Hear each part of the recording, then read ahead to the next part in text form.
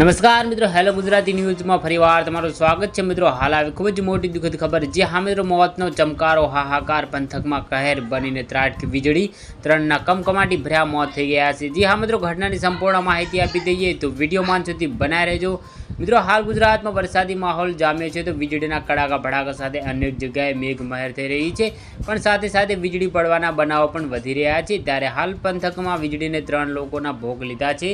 જી હા મિત્રો, સૌરાષ્ટ્ર પંથકમાં વરસાદે લઈને કોઈ આગાહી કરવામાં આવી ન હતી, પરંતુ દક્ષિણ ગુજરાત પર સાયક્લોનિક સર્ક્યુલેશન સહિત સિસ્ટમ સક્રિય બનતા મેઘરાજનું આગમન થયું હતું। સૌરાષ્ટ્ર પંથકમાં મોટા ભાગના વિસ્તારમાં ભારે વરસાદ જોવા મળ્યો હતો, જેના કારણે જાનમાલને ભારે નુકસાન થયું હતું। તો વીજળી પડતા 3 લોકોના કમકમાટી ભર્યા મોત પણ નિપજ્યા હતા।